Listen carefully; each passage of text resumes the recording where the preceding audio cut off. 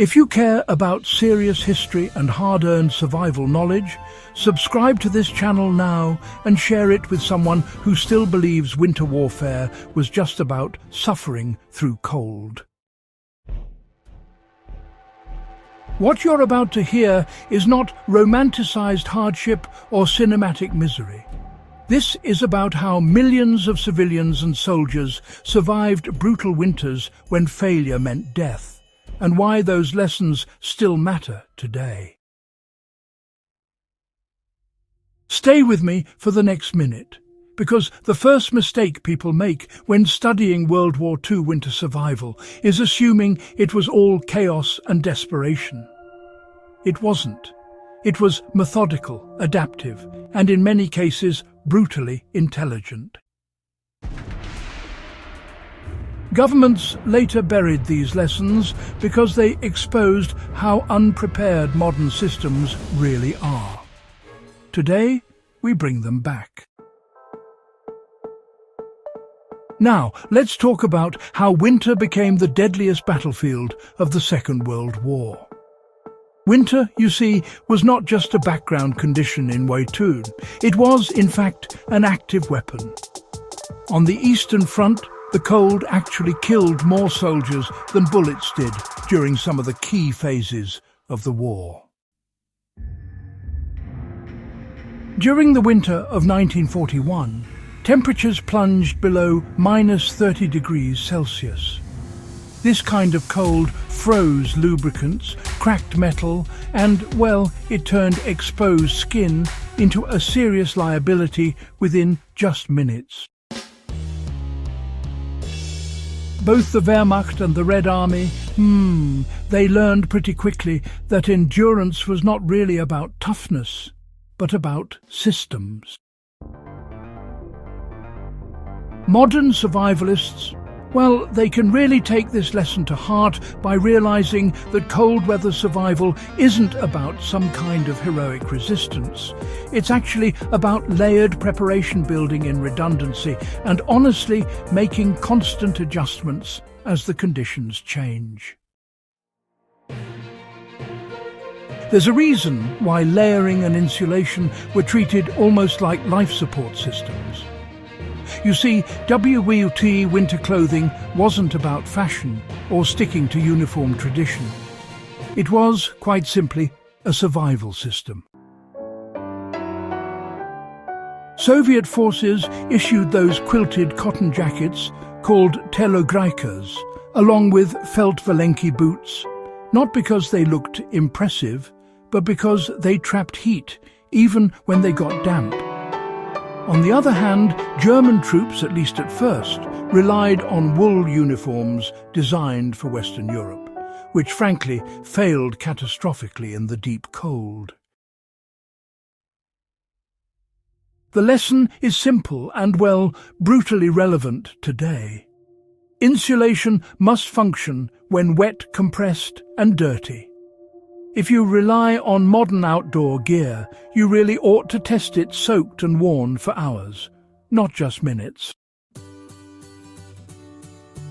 During the Second World War, civilians layered loose garments to trap air, avoided tight boots that restricted circulation, and, constantly adjusted layers while moving. That practice alone actually prevented frostbite more effectively than any single garment. How controlled movement kept people alive when stopping meant freezing. One of the most overlooked endurance strategies was, in fact, controlled movement. Soldiers and civilians alike learned that stopping for too long in extreme cold was deadly, yet, of course, excessive sweating was just as dangerous. On those forced marches near Stalingrad, troops were trained to move in slow, deliberate rhythms, venting their clothing before they overheated and sealing up their layers immediately afterward.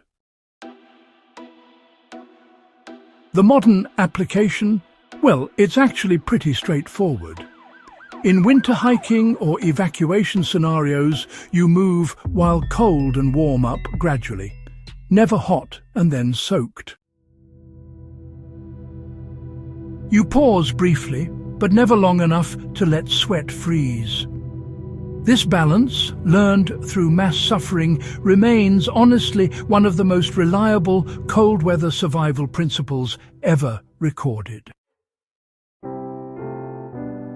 You know, shelter construction really mattered more than fire. Fire is comforting, of course, but World War II taught us that shelter actually saved more lives. Civilians in besieged cities, well, they insulated their walls with furniture books and even packed earth, just to retain a bit of heat. Meanwhile, soldiers dug snow trenches and reinforced them with wood and canvas, because they understood that wind was honestly deadlier than low temperature. Snow, rather counterintuitively, became insulation. Modern survivalists should, really take note of this.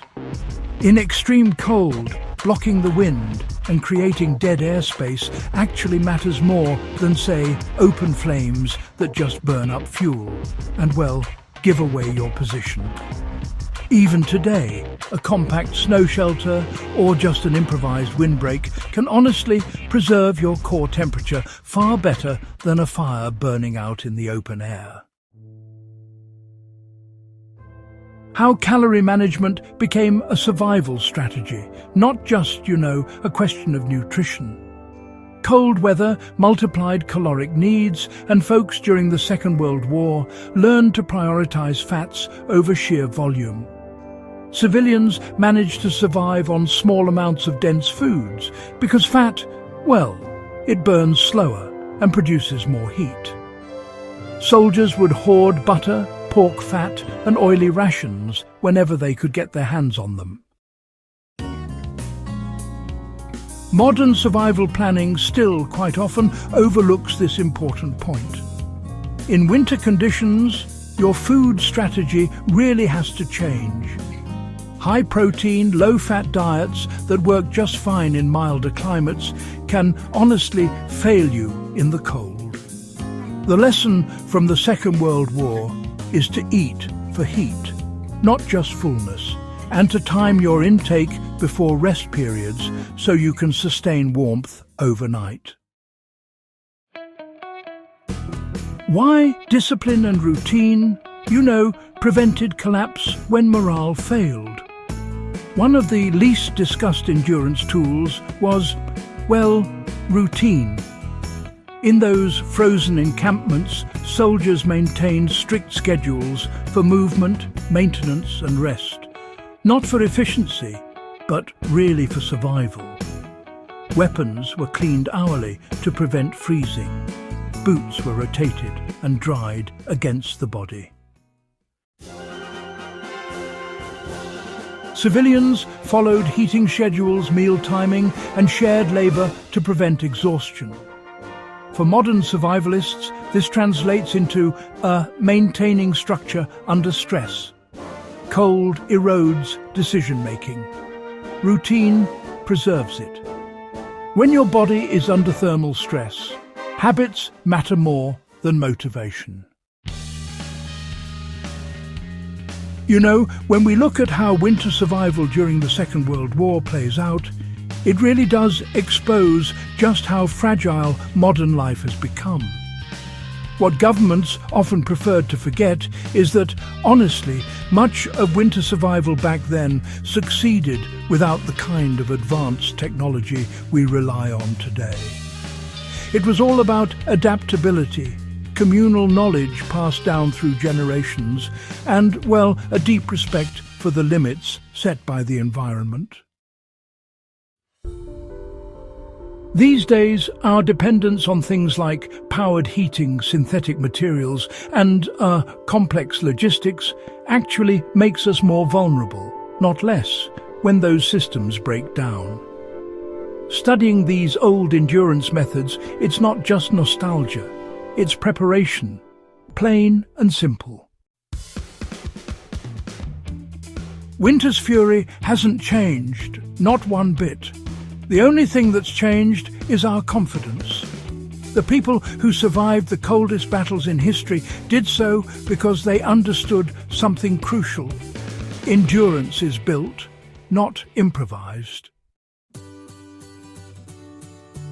If this kind of deep, practical history matters to you, go ahead and subscribe to the Legacy of Survival channel. Share this video with someone who takes the past seriously, and above all, keep these lessons alive. History only protects us when we remember it.